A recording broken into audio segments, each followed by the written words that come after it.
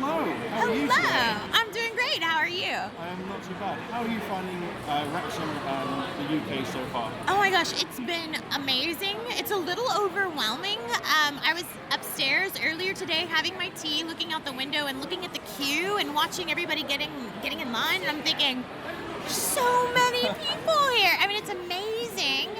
This is my first Comic-Con in the UK. I've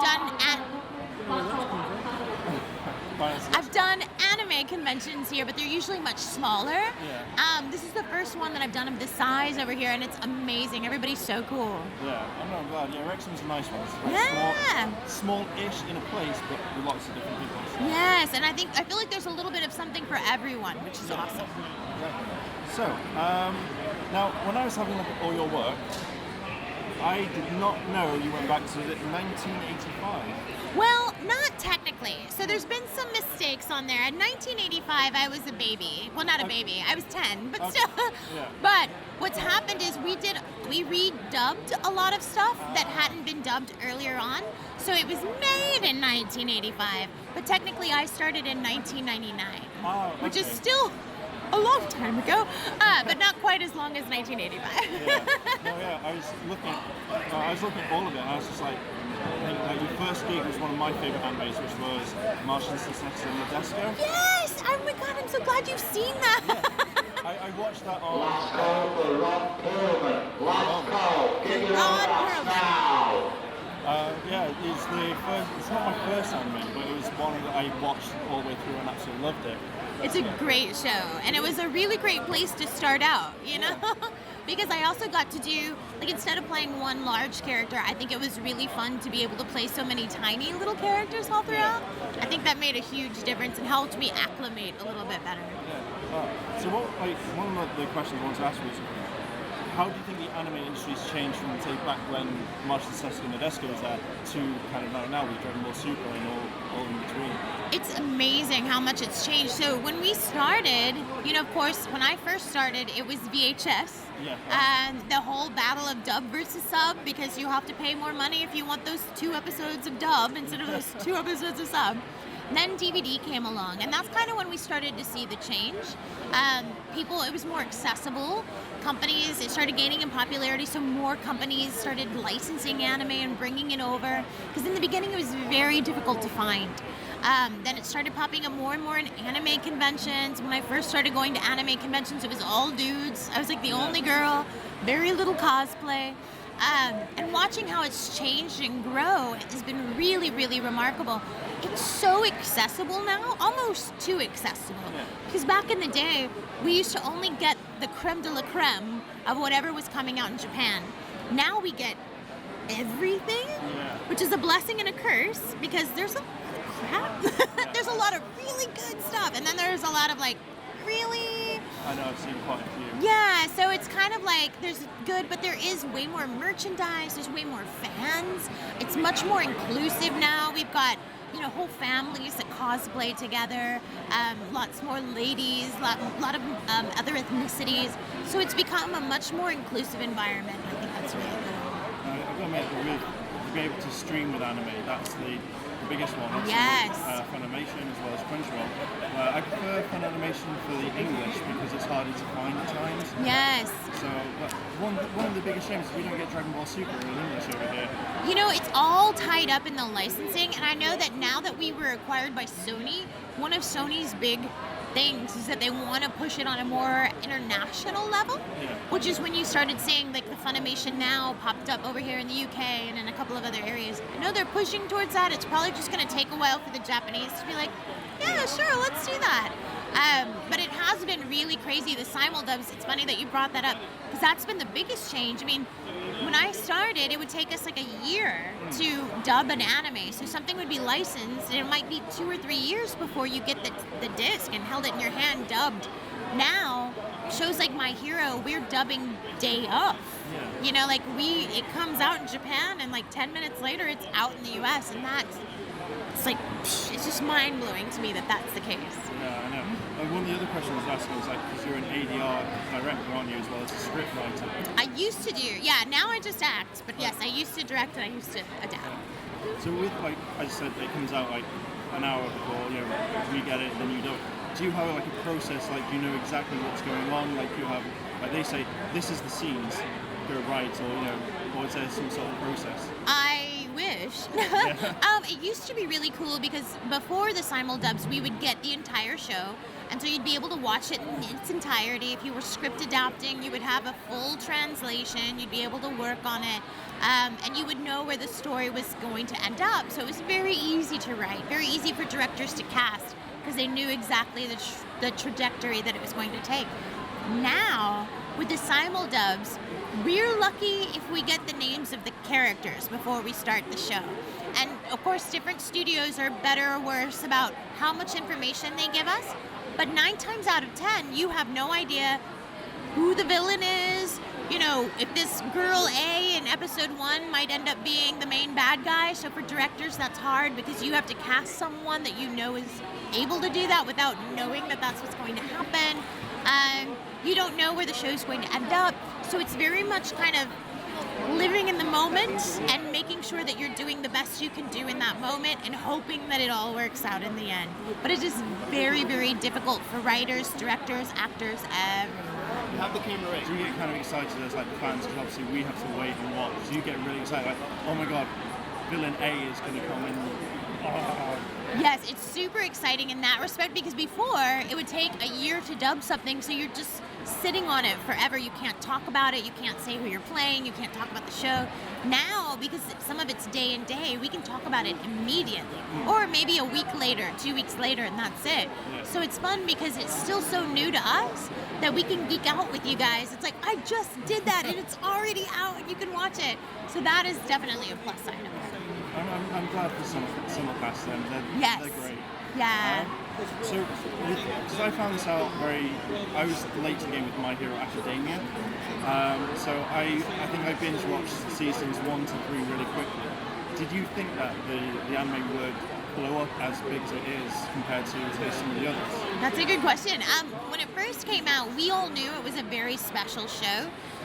When you've done anime as long as most of us have, you can tell within the first few episodes whether it's going to be a really good one or it's going to be okay or maybe a flop. That one, we knew it was something special. Unfortunately, that first season, not a whole lot of people watched it. So we were like, oh no, they're missing out. And then they're going to stop making it in Japan and it's going to be that one missed opportunity. Luckily, something happened in season 2 and people latched on and they started watching, and it's only gotten more and more popular. So now, I mean, I'd say that like Froppy is on par with Bulma in popularity, which is crazy because Dragon Ball's been around for 20 years. My Hero's been 4 maybe. But it's really exciting that now the fandom sees what we saw in it, and I'm so excited about it. And I think it's brilliant too. The creators have been really good about making sure that it's not too centric on Japanese life and culture because they want it to appeal to a broader audience. And I think that's really paying off for them, and that hopefully some of the other, studios will take note and be like, hey, maybe we need to have a wider approach, a wider appeal to more fans in more places. Yeah. It's like I thought season 3 was coming out so soon, and I was like, oh wait, no, it's the end of the year. I was like, oh. Season 4. Season 4, yeah, in October. And I know a lot of people were upset, but I was like, I would much rather them take their time and make it really super good than try to rush it out real fast. Yeah. So they kind of did that with Super at the very beginning, and it wasn't, I think probably the World Tournament, not World Tournament, sorry, the Tournament of Power. Yes. That's when it started to pay attention. It's so, now it's like they're going so slowly with it, and I appreciate it because it's like, the only thing I don't like is there's not a whole lot of Bulma in that arc, but other than that, I think it's really great that they're taking their time with it. So with obviously the series, how did you find the animation style going from what you've seen already to the film? Because obviously the Broly film was actually, the animation was beautiful. Gorgeous. Oh my gosh, yeah, it's ridiculous how gorgeous that film was. I mean, and I think that Super, we forget because we've been kind of moving along with the animation.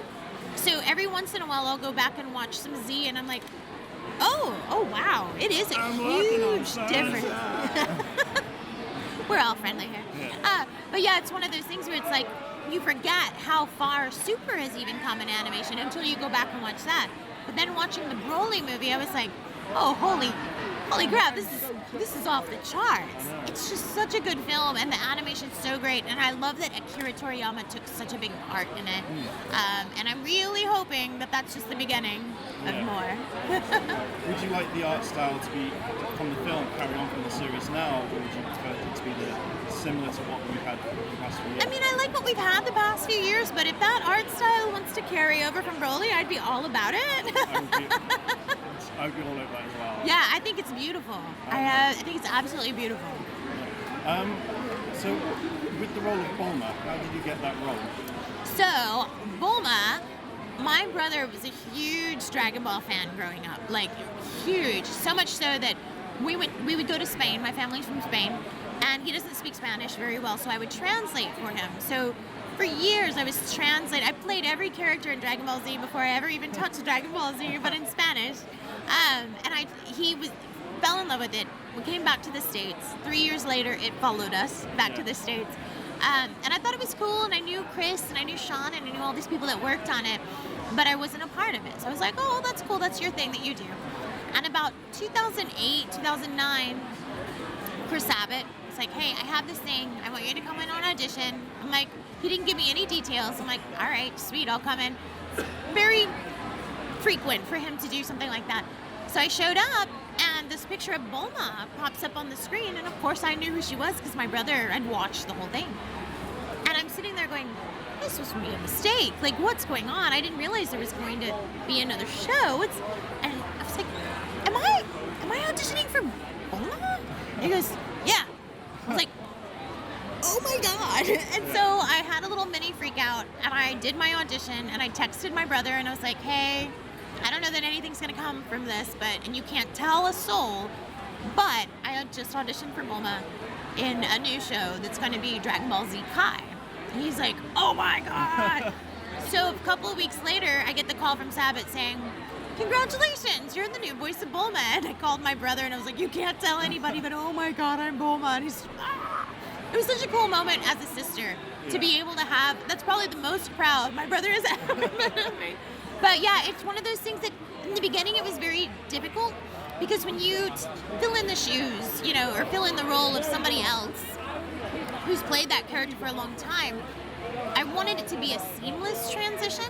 So I watched as much of Tiffany Bulmer's performance, Wendy Lee, all of the different Bulmas that came before me, so that I could kind of like pay homage to them in the beginning, especially Tiffany. So I spent a lot of time making sure that it wasn't too drastic of a change. And it wasn't until the Buu saga of Kai that I was like, you know what? I think it's mine now. I think I can do my own thing. So I branched out, and then Super, of course, is where I finally was like, all right, I'm gonna make her mine. Let's do this. And I've absolutely had a ball working on it. I've liked the character. I've known many fans would be like, oh my God, I couldn't really tell the difference between the voices. Good! Oh God, that's what we were going for. So I'm glad that happened. It was difficult because, of course, now that you hear my natural voice, but Bulma's kind of more in this area. So it was like learning how to talk like this and scream like this and do all of those things. And still listening to like the little intricacies in Tiffany's voice and Wendy's voice and everything. And trying to take from that what I could. But then, of course, in Super, being able to just kind of like not worry about that anymore and do my own thing. It's good.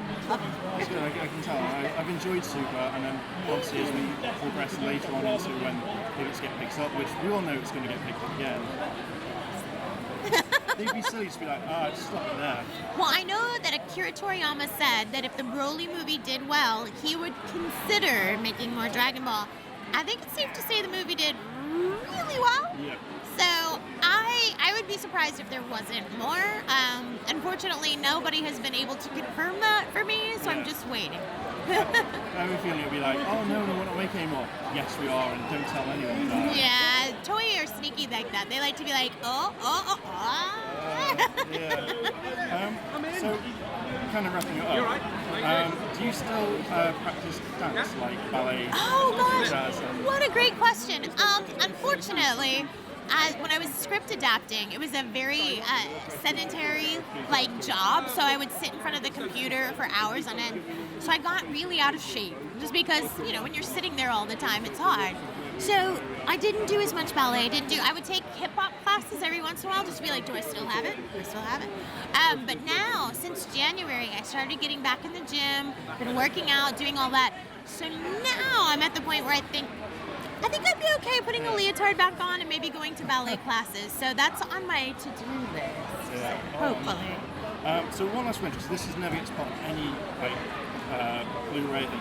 The process of how you do start your day, as in going into the booth recording, what sort of process do you have? You've got such great questions. You make me think. My jet lag is showing. It's awesome because it's different every day. Some people that would drive them nuts. For me, it's what keeps me invested and keeps me excited is because I don't have a regular schedule. So if I'm going into Funimation, usually because of the simuldubs now, it's only for a couple of hours at a time, if even that. And I'll usually try to figure out what shows I'm working on, what characters. I warm up using a vocal warm-up app on my phone, where I can do scales and I get to choose how high and how low. I'll try to sing in the voices of the characters that I'm voicing that day, that kind of stuff, just to kind of get me in the zone. And then there's other days where I'm doing commercial voiceover, which is what pays my bills. And then you go over there and that's a completely different beast. And then the next day you might have a video game. And then the next day you're leaving for Wales to come to a convention. But it's very different. One thing that people don't think a lot about with voice acting is that I have to travel with a lot because I have a humidifier that goes everywhere with me. I even have a humidifier for my car. I have a steamer that I usually take with me so I can steam my vocal cords every evening. So there's a lot of extra stuff that we have to do that you guys don't get to see that can be considered tedious, but it's just part of the job. It'd be nice to kind of see this on we obviously see I think this character's this and blah blah, and then you see the interview, but the process from going from the start to finish, that would be kind of interesting to see. That's what I would like to see anyway. I'm hoping, I have a YouTube channel, and I only have 5 videos on there because I didn't realize video editing was so hard. But I have plans to start more, and I'd really love to do kind of an educational aspect of it and show people what it's like to audition, what it's like to, go to the studio each day, what my process is, how I take care of my voice, things that might help up-and-coming voice actors so that maybe it's not so foreign, it's not this weird thing that nobody understands, and kind of shed some light on it. That's what I'm hoping. We'll see. Well, I will get you on channel. I will subscribe. Yes, thank you. Well, thank you very much. Thank you. I'm glad that you're enjoying the con, and thank you for taking the time. Yeah, it's been fantastic. Thanks for talking with me and great questions, and this has been fabulous. Thank you very much. Thank you.